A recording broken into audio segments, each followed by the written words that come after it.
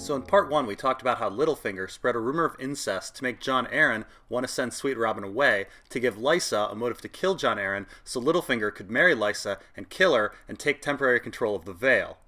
We also talked about how Littlefinger gave the Iron Throne debt problems to cause the Iron Bank to call back its loans to allow Littlefinger to bail out people and make allies in the Vale. Littlefinger has everything Stannis needs to take the throne, but Littlefinger doesn't seem to like Stannis, or the Starks, or the Lannisters, or Aegon. Does Littlefinger like anyone? Well, let's explore whether Littlefinger is aligned with the Martells. Now, right off the bat, I'm going to say this is unlikely, as Littlefinger is aligned with the Corbrays, who fought against the Martells on the Trident. Lyn Corbray even took down Lewyn Martell. But who knows, maybe Littlefinger is going to backstab the Corbrays. Now, at the beginning of A Game of Thrones, Ned is undecided about whether he's going to take the job in King's Landing. However, Littlefinger and Lysa send a letter to Catelyn saying that Jon Arryn was murdered by the Lannisters. Now, Littlefinger knows Catelyn, and he knows her commitment to family duty and honor, so Littlefinger knows that Catelyn is going to ask Ned to go to King's Landing. Littlefinger wants the Starks in King's Landing for some reason, but then a snag happens in Littlefinger's plan. Someone uses Littlefinger's dagger to try to kill Bran.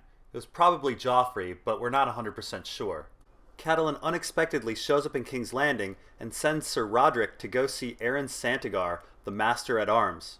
Now, House Santagar is sworn to House Martell, and Silva Santagar is good friends with Arianna. It would be almost comically incompetent if Doran Martell didn't have such a well-positioned Dornishman on his payroll. Now, as Master-at-Arms, Aeryn Santagar should know exactly whose dagger this is. He should know it's Robert's dagger, won from Littlefinger, and yet he stays quiet.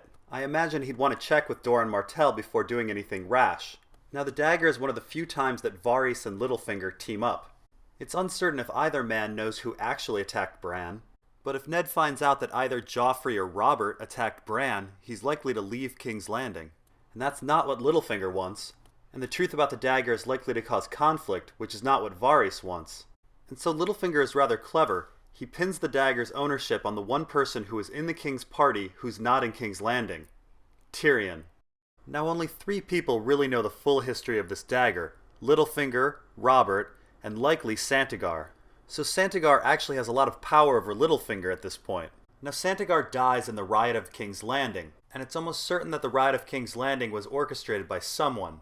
The riot begins when a woman with a dead baby somehow gets past the Gold Cloaks. Joffrey throws her money, but she weirdly ignores it, and instead drops her baby like a sack of flour and yells whore at the queen.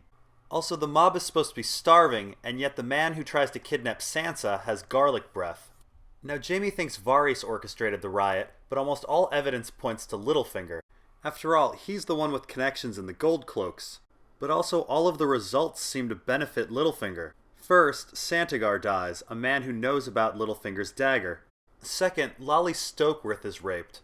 Littlefinger spends quite a bit of time attending Stokeworth dinners in A Game of Thrones. Now, with their constant banqueting, it seems that the Stokeworths are rather wealthy, and they also have a claim to Rosby lands.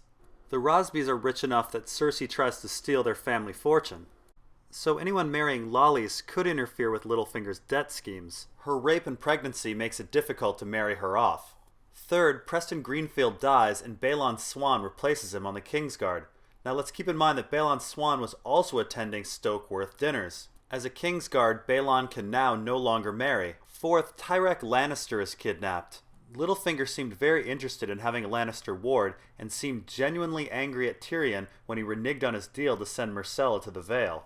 Tyrek is also married to a Hayford whose lands are close to King's Landing, much like the Stokeworths and the Rosbys. Fifth, the High Septon is murdered. In A Game of Thrones, Littlefinger specifically says that the High Septon is difficult to deal with regard to loans to the Iron Throne. But the biggest piece of evidence that the riot was Littlefinger's doing is the attempted kidnapping of Sansa. We know that Littlefinger is weirdly obsessed with Sansa and kidnaps her later, but also her attempted kidnapping is facilitated by Mandon Moore. Even though Moore is assigned with protecting Sansa, he leaves her during the riot and protects Joffrey instead. Let's keep in mind that Mandon Moore is only on the Kingsguard because Jon Arryn brought him from the Vale, though Jon Arryn didn't like him. This means he was likely recommended by Lysa, which means he's actually recommended by Littlefinger. Mandon Moore being Littlefinger's man makes complete sense, as Moore later tries to kill Tyrion. Tyrion knows about Littlefinger's dagger and is about the only person smart enough to decipher Littlefinger's accounting. The point of all of this is that Mandon Moore looks like Littlefinger's man, and the Ride of King's Landing looks like Littlefinger's doing. So unless Littlefinger is betraying his own man like he did with Ser Dantos, he is not working with House Martell. Now what about House Tyrell? Could he be working with the House of Flowers? Now right off the bat I'm going to say this is unlikely, as in a Game of Thrones, Loras asks Ned for his leave to go attack the mountain. Littlefinger makes fun of Loras, which influences Ned's decision to say no. But it's more than that. Littlefinger is actually trying to bring down House Tyrell. What do I mean? Well, Littlefinger is weirdly interested in House Florent. House Florent has split loyalties during the War of the Five Kings. The very, very charming Lady Selyse is married to Stannis, but Lord Alistair Florent and most of the Florent troops decide to follow their liege lord, Mace Tyrell. Stannis considers the Florents a lost cause as their lands lie too close to Tyrell lands. Now, as I said, Littlefinger's mind is on the Florents. He brings up that Lady Selyse is Eddard Storm's aunt in a Game of Thrones, and in A Clash of Kings, he's the one that brings up that Lady Selyse converted to the religion of the Red God. Littlefinger spends some time making fun of the Florents before finally recommending that the Lannisters spread a rumor that Lady Selyse fathered her daughter with her fool. Now this insult seems to rally House Florent around Selyse. After Renly dies, House Florent suddenly wants to support Stannis, and Littlefinger seemed to fully expect this result. Most of the lords who rode with Lord Renly to Storm's End have gone over, banner and blade, to Stannis. Led by the Florents, I'd wager. Varys gave him a simpering smile. You would win, my lord. Lord Alistair was indeed the first to bend the knee. Now Littlefinger convinces the Tyrells to throw in with the Lannisters, so at the Battle of the Blackwater, the Florents and the Tyrells are on opposite sides. After the war, the Florents' lands and incomes are given to Garland Tyrell. Now this is quite a shift of power to House Tyrell, and I imagine House Hightower would look at this as encroachment. After all, the Tyrells already control the City Watch of Oldtown, and we can ask Ned Stark how important controlling City Watches are. Or, I guess we can't. On top of this, Mace Tyrell is already Warden of the South, and Margaery is Queen. Conflict seems to be a brewing as Lord Hightower is married to a Florent, and Lord Elechine Florent has gone to the Hightowers for protection. So Littlefinger has created a power vacuum that has caused a conflict in the Reach between the Tyrells and the Hightowers. But an even bigger conflict is arising with House Tarly. RANDYL TARLY is Sam's dad and is in charge of Tommen's forces along the Trident. And you may have not noticed, but RANDYL TARLY has money troubles. When in Maidenpool, Brienne notices a galleass, a galley, and a cog. That's right, the Braavosi were calling in debts in Maidenpool. And Randyll was trying to make nice with them. When one of his men has a dispute with a man off the galleass, he immediately sides with the man on the galleass. Now we don't know if the Braavosi are calling in debts from the Tarlys or from the Mootons of Maidenpool, but it doesn't matter, as Dickon Tarly is married to Eleanor Mooton. Now RANDYL TARLY could ask his wife for some money, but he's married to a Florent, whose lands and incomes have been seized. Let's keep in mind that RANDYL TARLY is part of the conversation at the end of A Dance with Dragons. He knows the Iron Throne is broke. He also collected some brave companion heads which may have whispered to him secrets.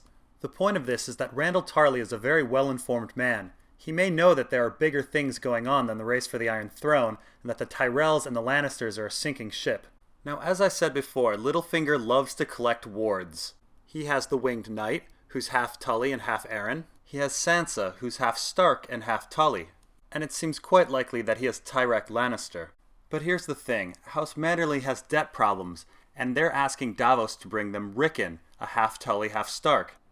And RANDYL TARLY has debt problems, and A Dance with Dragons ends with him in custody of Margaery, a Tyrell.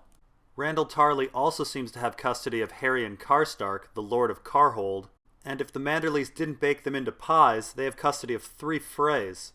So it seems Littlefinger's debt scheme is larger than just the Vale. But I haven't yet explained why Littlefinger is interested in the Starks. Why did he want Ned to come to King's Landing? And we'll talk about that in part 3.